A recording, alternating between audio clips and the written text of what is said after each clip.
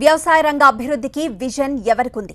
ఈ అంశంపై తెలంగాణ అసెంబ్లీలో కాంగ్రెస్ టీఆర్ఎస్ మధ్య వాడివేడి చర్చ సాగింది. కాంగ్రెస్ కు విజన్ లేదంటూ అధికార పక్ష సభ్యులు పదే పదే కామెంట్లు చేయడం సరికాదన్నారు ప్రతిపక్ష సభ్యుడు బట్టి విక్రమార్క. టీఆర్ఎస్ సర్కార్ హయాంలో తెలంగాణలో రైతులు ఆత్మహత్యలు చేసుకుంటున్నారని విమర్శించారు ఆయన. బట్టి విమర్శలకు ప్రభుత్వం కౌంటర్ ఎలా ఉందో చూద్దాం. మీకు విజన్ ఉందా? మీకు విజన్ లేదు కాబట్టి ఎట్లా ఉన్నారు? మాకు విజన్ ఉంది కాబట్టి మేము అద్భుతాలు చేస్తున్నాం అంటే మీకు విజన్ ఉంది కాబట్టి ఈ లెక్కల ద్వారా ఈ రాష్ట్రం ఏమైపోతుందో చెప్పారు.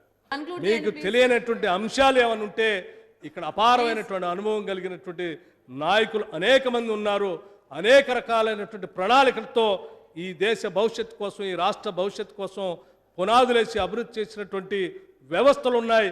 వాళ్ళని అడిగితే కనీసం తెలుస్తుందని చెప్పి ఈ సందర్భంగా మీకు తెలియజేస్తూ, విజన్ ఉందా అని మమ్మల్ని అంటున్నారని. కానీ ఒక్కటి నేను అడుగుతున్నా, పెద్దలు జానారెడ్డి గారు ఉన్నారు కాబట్టి, అనుభవజ్ఞులు కాబట్టి, వ్యవసాయం ఈ సంవత్సరానికి పోయిన సంవత్సరానికి అంతకుముందు సంవత్సరానికి పోలుస్తూ ఉన్నారు. వారు కాలం అంటూ అయితే గవర్నమెంట్ ప్రోత్సహించాల్సి అక్కడ లేదు. అయితే రైతాంగం నువ్వు ఆపని పంటలు పండించుకుంటూనే ఉంటారు. నీళ్లు ఉండి కూడా 9 గంటల నాణ్యమైన కరెంటు ఇవ్వక పంటలు పండలేదా? కరెంటు కోతలున్నాయా? ఎట్లా మాట్లాడతారు అధ్యక్ష? 130 కోట్ల రూపాయలు శాంక్షన్ చేసి లైనింగ్ చేసి ఇలా ఖమ్మం జిల్లా వరకు కూడా, మీ జిల్లా వరకు కూడా, నల్లగొండ జిల్లా వరకు కూడా నీళ్ళు ఇచ్చిన చరిత్ర తెలంగాణ రాష్ట్ర ప్రభుత్వం అధ్యక్ష. నల్లగొండ జిల్లాకు ఎస్ఆర్ఎస్పి ద్వారా నీళ్ళు ఇచ్చినామంటున్నారు. ఇది నిజమా? నిజమైతే ఇరిగేషన్ మంత్రి గారు ఎప్పుడు ఇచ్చినారు, ఎప్పుడెప్పుడు, ఎన్ని పారినాయి, ఏం సంగతి? ఎస్ఆర్ ఖమ్మం వదిలిపెట్టేసి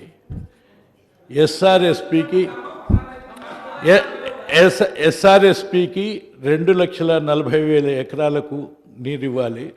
కానీ ఎస్ఆర్ఎస్పి 2,40,000 ఎకరాలకు నీరు ఇచ్చినారా? ఇది కాలువ చివరి ప్రాంతమైనట్టు నల్లగొండకు. ఇది నిజమా?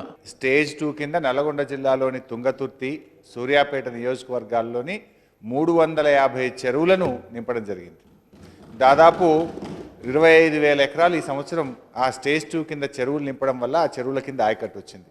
మొన్న కూడా కొంత తక్కువ పడుతుంది, ఇబ్బంది అవుతుందని మా దృష్టికి తీసుకొస్తే గత వారం కూడా కొన్ని నీళ్లు విడుదల చేసి పంటల్ని కాపాడేటువంటి ప్రయత్నం చేశాం. కాకపోతే మా యాక్షన్ ప్లాన్లో స్టేజ్ 1కే పెట్టుకున్నాం. స్టేజ్ 2కు మనం యాక్షన్ ప్లాన్ పెట్టుకోలేదు.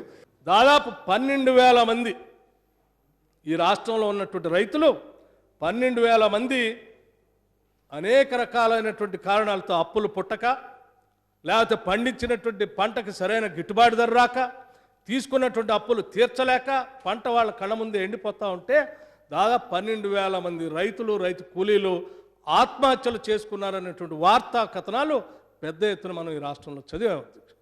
12,000 ఆత్మహత్య జరిగినాయని చెప్పడం అనేది ధర్మం అవుతుందా మీకు? బట్టి గారు చెప్పండి, ఏమన్యాయం చెప్పండి ఇది? ఆ లెక్కలన్నీ కూడా మా వాళ్ళు చెప్తారు. కానీ ఒక్కటే నేను దయచేసి అంటున్నా, తెలంగాణ కాంటెక్స్లో పనిచేసుకోమని చెప్తున్నాం తప్ప మేము ఎవరిని విమర్శించడానికి కానీ మేము మాత్రమే గొప్పలమని చెప్పే ప్రయత్నం చేయట్లేదు. మంచిగా నడుస్తున్న తెలంగాణకు మీ అనుభవాన్ని మాకు జోడించే ప్రయత్నం చేయండి, మంచి మాటలు చెప్పే ప్రయత్నం చేయండి తప్ప మీరు ఆత్మన్యూనతా భావంతో బతికేటువంటి దానికి ఒడిగట్టకండి అని చెప్పి మాత్రమే తమరికి విజ్ఞప్తి చేస్తున్నది.